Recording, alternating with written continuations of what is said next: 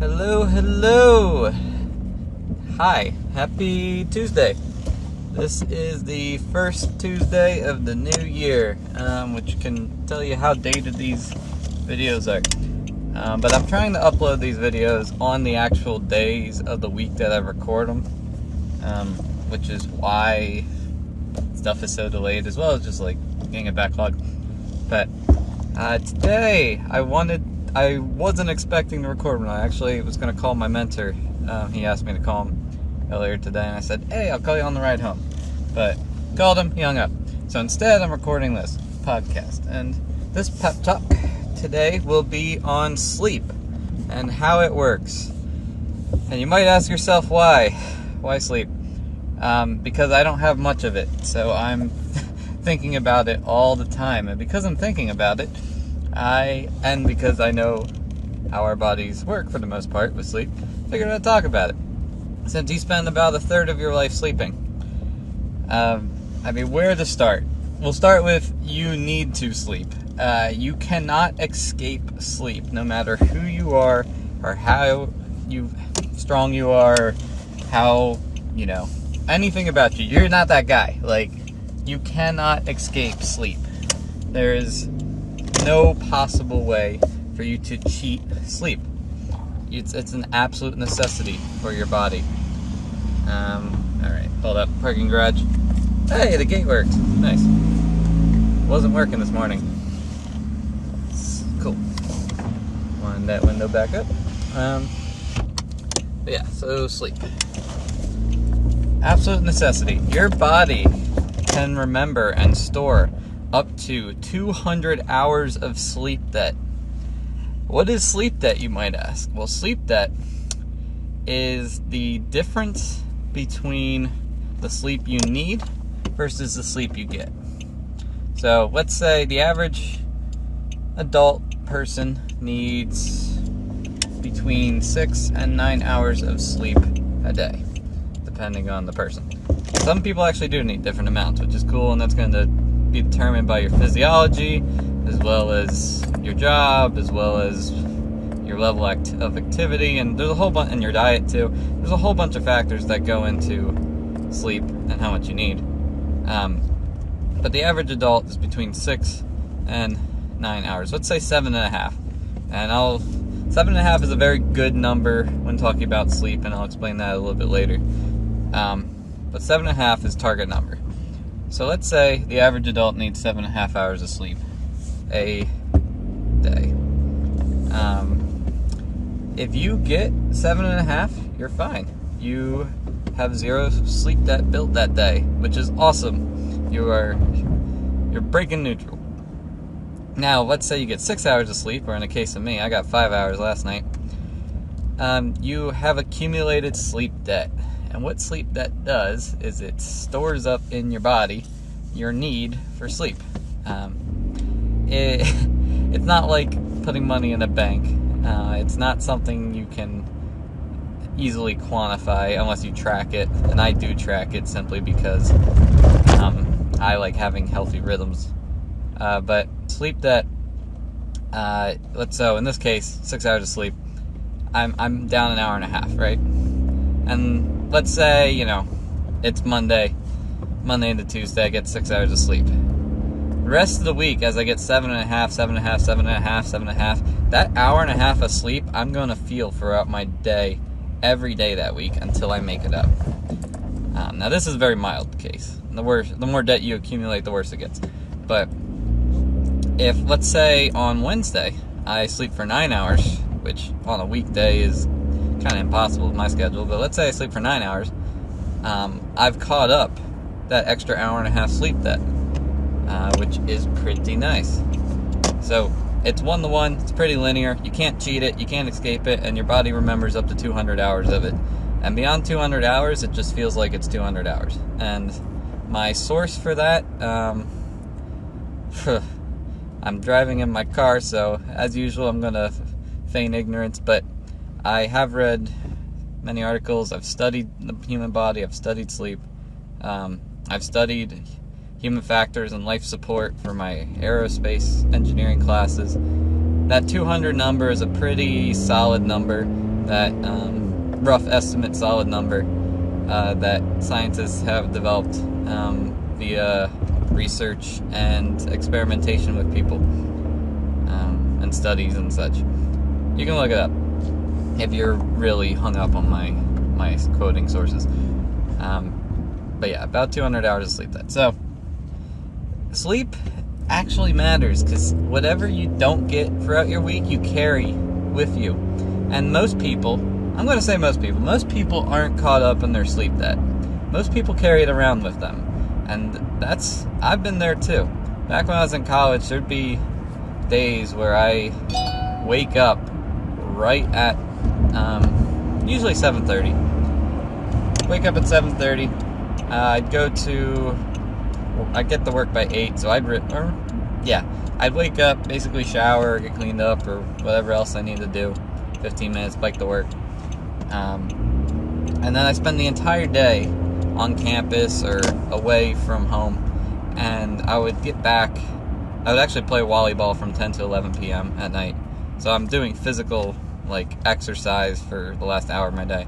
And I'd get back and I'd have to bike home, and by the time I get home, it's 11:30. And then I need to get a shower because I'm all sweaty and if I'm lucky, I get in bed by midnight.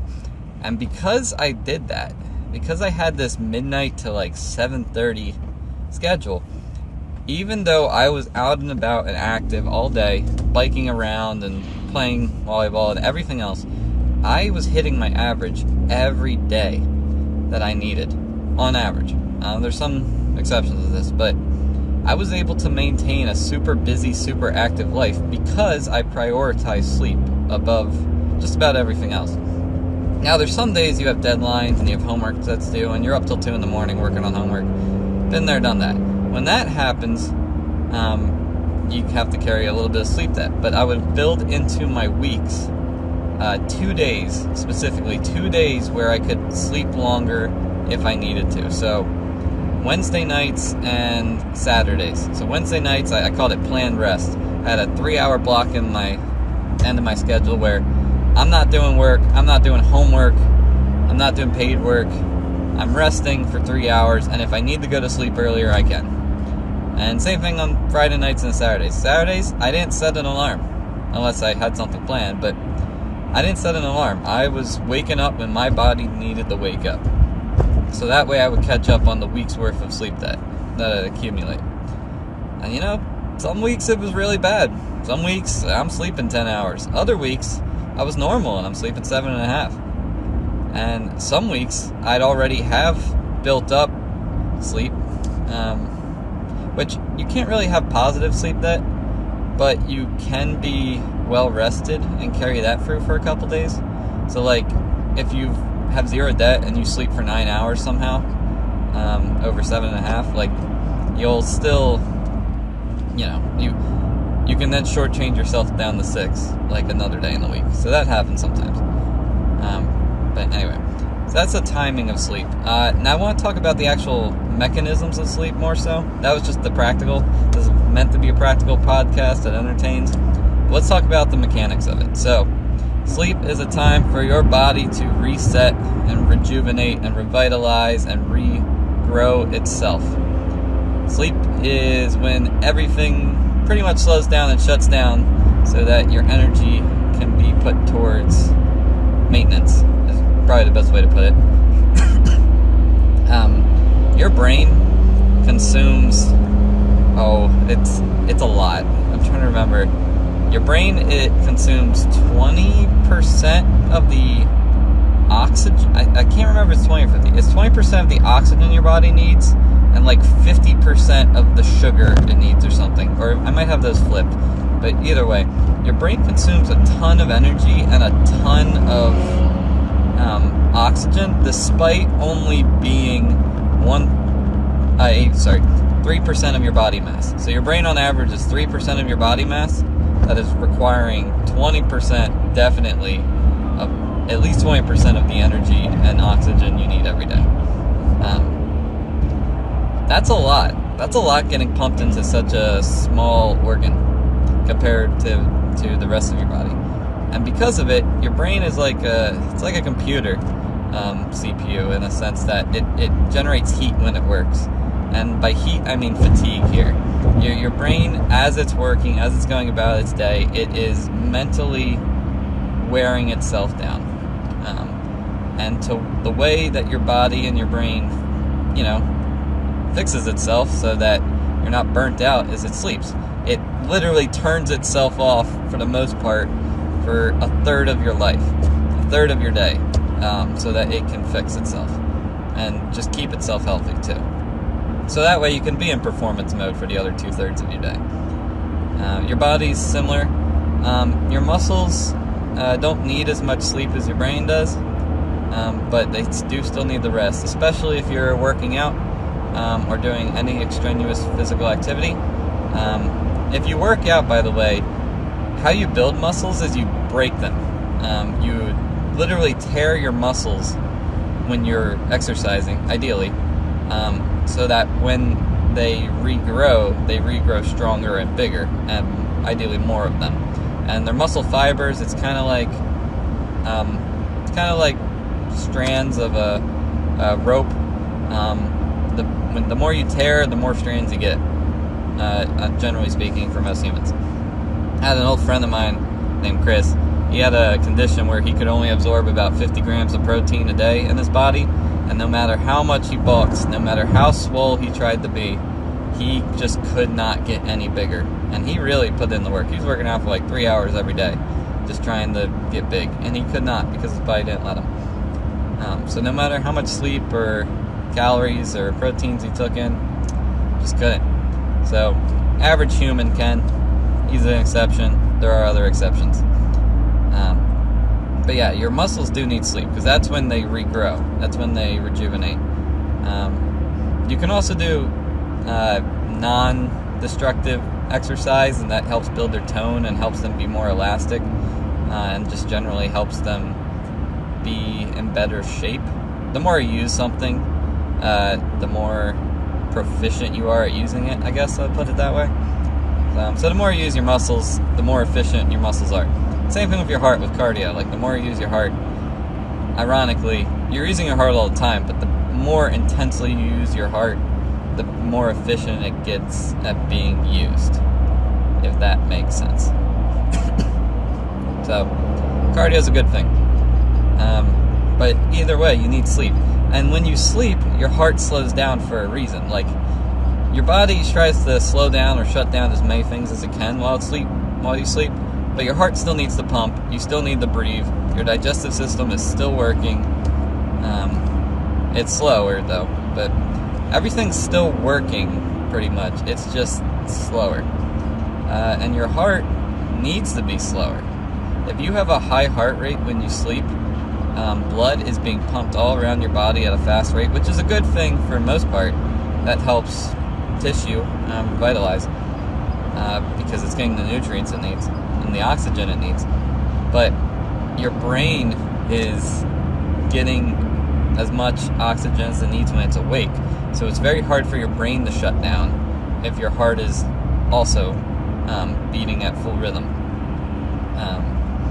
Because if you ever want to go to sleep, make yourself pass out, asphyxiate yourself. I don't recommend it. Don't do that. But physically, if you want to pass out, stop absorbing oxygen. Don't do that, though. It's bad for you. You didn't hear it from me. But your brain needs oxygen, and your heart needs to pump it around the body through the blood. So your heart slows down when you sleep. Your brain sleeps in cycles. There's 5 cycles to sleep, and those are determined by your brain waves, as you've probably heard it said. But they are actually brain waves. Your brain is a big collection of neurons which fire off somewhat electrical signals, bioelectric signals, and that's kind of how they talk to each other and connect. Now, those signals are the synapses between them. Use neurotransmitters to do stuff, but you also use like energy. Literally, there's an activation energy, electricity that jumps from one neuron to another, and electricity is just electrons with a potential moving from one substance to another. So Your brain does this, and it does this in rhythmic cycles. That's where brainwaves come from. And you can measure those rhythmic electrical cycles and signals. And there's about 5 of them for the average person when they're sleeping in a healthy sleep. I know there's definitely alpha and beta. There's definitely REM sleep. That's the last one. You've heard of that before, probably. And then there's 2 more interstitial ones that I'm forgetting the name. It might be alpha, beta, gamma, or delta or something. But I'd have to double check. Either way, there's 5 cycles, and they go from progressively lighter sleep to deeper sleep. So alpha and beta sleeps are the lightest. REM is the deepest. Alpha sleep, it's like if you ever close your eyes for a brief moment and wake right back up, but you know, maybe like 10 minutes have passed, that's alpha sleep. Beta sleep's like that, but maybe if like 20-25 minutes have passed. You get into the deeper cycles past that, cycles 3 and 4, and then you get REM sleep. And REM stands for rapid eye movement. REM sleep, your eyes are actually moving while you're sleeping, and they're moving all around. They're going around rapidly. That's why it's called REM sleep. And what is happening is very interesting. For the other sleep cycles, your body's slowing down, everything's slowing down, your brain is slowing down, and then you get the REM sleep, and then it's like a light switches in your head, and everything starts going crazy. Your brain starts rapidly, well, it's doing a lot of things, but that's when you dream. You dream in REM sleep, and that's the only cycle you dream in, ever. Your brain is rapidly cataloging and retaining all the information that it absorbed the previous day. It's sorting out your long-term memory. It's restoring itself. Like, your brain goes into overdrive. It's cooking in REM sleep. And ironically enough, your body is doing nothing. You're actually, again, this is for most people, you are paralyzed from the neck down while in REM sleep. Your brain is focused on so many other things, it just shuts off your muscles and the rest of your body. You may have experienced this before. It's called REM paralysis. If you've ever woken up during it, it's pretty freaky. I've experienced REM paralysis twice in my life. At least where I've been aware of it. I've probably experienced it a lot more. Last time I was actually visiting home, and I was trying to sleep, or I had an alarm set or something, and my mother came into my door. She opened the door 2 minutes before my alarm, or no, not 2 minutes, like 10 minutes. 10 minutes before my alarm went off,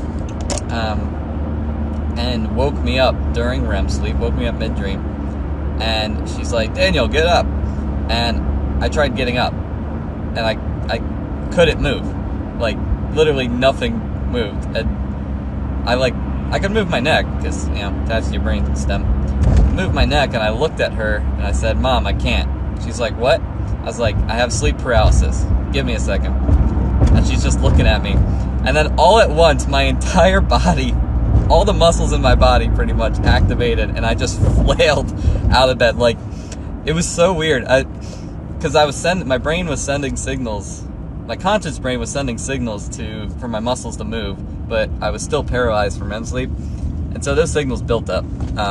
So once the paralysis ended, all my muscles moved. It was kind of funny.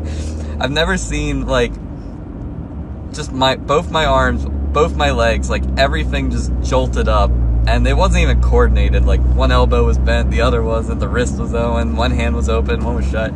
It just, all my muscles activated at the same time in a random way. It was kind of funny. But yeah, so don't get freaked out if you ever wake up and you can't move and you're terrified. That's just REM paralysis. But anyway, so you also dream. Like I mentioned, you dream in REM sleep. And the only way you ever remember your dreams is if you wake up during REM sleep. So if you're like, "Oh, I don't dream," that's good. That means you get really good sleep. That means you're not waking up in the middle of the night. Now, my family, we suffer from sleep apnea, and we deal with it, and I don't have sleep apnea. I've been tested for it. But I do have scoliosis. And scoliosis causes my lower back pain, depending on the position I'm in. And when I sleep, if I sleep on my back, I get pain. usually after 30 to 40 minutes. And then I, without thinking, I wake up a little bit, or I move in my sleep, I roll over and get into a new position, and, I don't wake up. But growing up, this was always the case. Like, I would wake up in the middle of the night, wouldn't even really remember it, but I would remember my dreams so vividly, and there'd be days where I have 2 or 3 dreams a night, and I could remember them all in the morning. So much so that I started keeping a dream journal, and I've been keeping it ever since 2013, so it's been about 10 years. May 2013, I think. And I have over 430 entries recorded. And those are 430 days entries recorded. Some days have multiple dreams in them, like I said, because I could remember them. So it's more than 430 dreams that I have. I wake up. I used to take my old iPod and then my old phone, and I'd wake up and I'd write them down. I'd type them up with my thumbs. I'd stay in bed and I'd write them down first thing, before I did anything else, before I thought of anything else, before I got out of bed, before I brushed my teeth, before I did anything, I'd write them down. And some dreams, you can write it down in like 3 sentences. Other dreams are the most vivid, awesome adventures ever, and it would take me 45 minutes to write them down, which, as an adult, I don't really have much time to do anymore, but as a kid, I had plenty of time. So sometimes I'll go look back through my old dreams, and you don't really remember your dreams unless you talk about them or you read about them. But once you read about them, all those images come flying back to you. It's like you can relive the dream. You can remember it as if it happened to you, because it did. Like, another part of this is dementia runs in my family, and I never wanted to like forget things, because memory, I've seen what happens when you lose your memory. I've seen what happens with dementia, and dreams are just another memory. They're another experience. They're another facet of your life, and I didn't want to forget that, so that's why I started writing them down. Because it's why forget? Like, you can remember. You just gotta be intentional about it. And a side effect of doing that, by the way, is you get good at lucid dreaming. So I'd say about 90% of the dreams I have nowadays are lucid, meaning I know I'm in a dream, I can control myself, I can control the environment around me if I want to. Usually I don't, though, because I like to experience the dream as it plays out. But if there's something that's happening where it's like, oh, that's awful, I need to wake up, I can wake up. If it's something like someone's about to die that I care about in the dream, I can save them. Like, being able to lucid dream is great. But it kind of makes me miss normal dreaming when I'm not lucid, when I'm not in control. Because those are also some of the most fun dreams, when you have to experience what happens to you. I'll digress on that point. But that's all part of sleep too, is dreaming. You spend a third of your life asleep. Oh, and this is probably to end it off, because I just got home. The reason I do things the reason I was mentioning 7.5 hour cycles, 6 hours, 9 hours, is your body goes through those 5 sleep cycles, those 5 wavelengths,